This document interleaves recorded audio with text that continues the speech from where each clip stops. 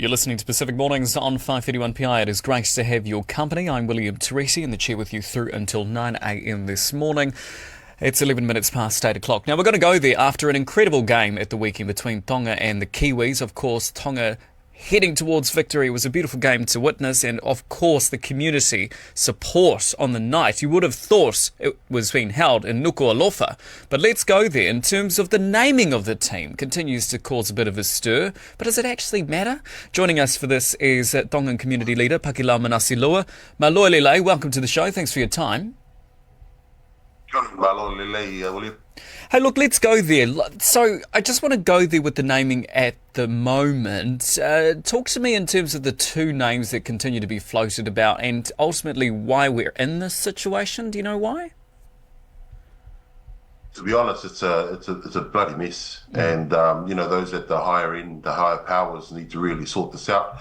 The Tongan community don't give a toss what they call the team. It's still MMT for the community. I stand firmly with our community on the ground. End of the day, they're there for the players. Yeah. And that's the most important thing. Let's look after these boys, because the whole concept of Ma'a Tonga means sacrificing and putting it all on the line for Tonga. And that's what these the best of our Tongan players have done. Yeah, and I mean, do you understand, or would you have an idea as to why it's, why it's been called, well, different names? I mean, obviously, and why they're calling themselves the Tonga 13. It's to do with all the politics, and this stems way back in at the end of the World Cup. Unfortunately, after 2017, there was a power play in the board level for one group to take over the reins of control of the team, and that all ended up in the courts, and that has never really been fully resolved. So some community groups have just banded together to support the players and just to allow them to play. Otherwise, they wouldn't be able to play. And that's the gist of it. So you've had to call them Tonga 13, Kautoa, Invitational 13, because of that reason. There's been power plays in Tonga at the governance level. Right. Very sad. Yeah, very sad indeed. And the name MMT, I mean, it has a huge cultural following. I mean, do you think that in itself, I mean, people are just going to continue to call it that anyway? Yeah, people don't care. They could call it dog poo for all they care. They're going to call it MMT, Ma'a Tonga. And the reason being is that this name comes from the very top of our society, from His Majesty the King Paul IV, way back in the day. And those who were founders of the game, George Mann, amazing hero of our sport, of our community, he was the one, with others, who went to the king and said, look, we want to set up a rugby league club in Tonga. Very fast. This is back in the 80s, I think. Yeah. And back then, Tonga was dominated by union. So the king said, yeah, let's go, let's do it. And then the king gave them the name, Ma'a Tonga, to die for Tonga. Yeah. And that's how powerful the name is. And that name has now been tarnished by certain individuals, who I won't name, who have put their own egos first before the players and the communities. Yeah, for sure. Yeah, no, definitely. And let's go there in terms of the outpouring of support. Look, no one does it like Tonga. I mean, it's amazing what we saw at Go Media Stadium. Sea of red for the weekend's game. In terms of the name change, what do you think it means for the sale of merchandise, or should we not even go there? No, let's go there. I think that's also behind a lot of this maneuvering. It's people who know that there's commercial benefit to who controls the game and who owns the game. Before, nobody really cared about league. Everyone was sort of just going, oh yeah, let's just league, and nobody really cared. Until 2017, the Rugby World Cup, and two key individuals, three actually, Sika Manu, Jason Taumalolo, and Fifita switched. And they were the best of the best. They were the top of the game, and they decided to play for little old Tonga instead of the Kiwis or Australia, where they would have made, a ton of money. So to the people, the communities, these boys sacrificed huge paydays to play for little old Tonga. Now that resonates for our communities, and that's the spirit of Ma'a Tonga, dying for Tonga, not for dying for the money.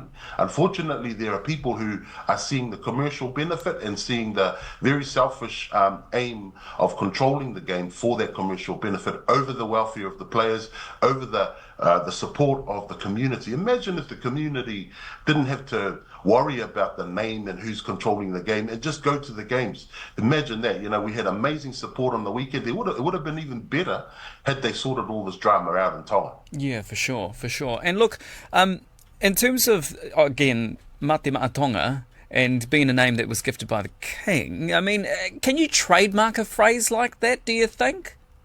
Oh, it's not even. It is totally reprehensible that people think they can own something, and we call it toa in Tongan, right? When the king speaks, game over. Yep. That's the thing. You can't trademark that. It's a gift from up high. Now, what they've done is, because this is a Western thing, they're fighting battles on the court rather than on the field. Yep. The boys are the ones playing. Let the boys play. Don't muck around with the names. Don't muck around with who's running the game. Let the boys play. Make sure you are connected to the community, who are actually the ones driving the Ma'a Tonga spirit, who actually support the boys. And the boys are playing for the community, not for whoever owns the name or whoever runs the game. They're playing for our people. That's the Ma'a Tonga spirit.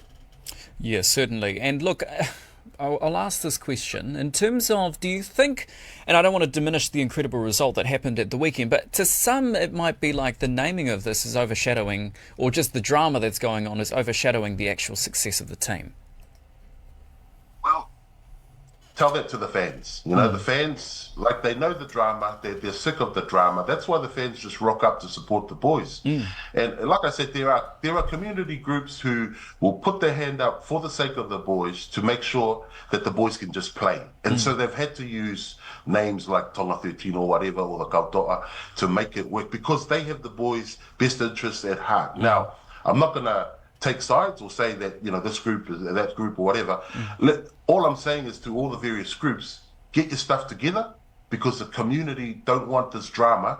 Give to Caesar what's Caesar's. Don't steal what's not yours. Yeah, certainly. Don't go to court and have a battle. The battle is done on the field, not on the court. That's a Palangi thing.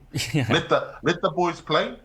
Do the Ma'a Tonga thing, and forget about all this other drama. Let them play, and let the communities be the communities without having to worry about who's got this and who's got that right and all that sort of stuff. That's stuff that Palangi, the system, does, and we're doing that to ourselves. Yeah. Let's be Tongans. Yep. That's a really good point there. Look, let's finish this on a high note, though. Your assessment of the game at the weekend, what did you think? Amazing game. I was there. The first half, I mean, the Kiwi forwards weren't there. They were just blown away. But by just the sheer intensity and power of our forwards. And we always knew that there was going to be a massive battle up front, and the boys fronted up. Second half, they slightly went a little bit of sleep, but to the Kiwis' credit, they showed heart, they came back, but that drop goal late. I mean, the Kato really sealed his name in the legacy of Ma'a Tonga, winning that game. We were so proud of the win, and you saw the people there were so happy. It was a real family-oriented affair. Kids, all women, children, everybody running around with their flags, and then the parades after in Otahuhu. I think our community know how to celebrate. Win or lose, you would have seen the same result. The people don't care. Win or lose, they're there for the boys. Yeah, no, I love that. Hey, thank you very much for your time. That is Tongan community leader Pakilau Manase Lua. You have a good rest of your day, eh? Brother, off.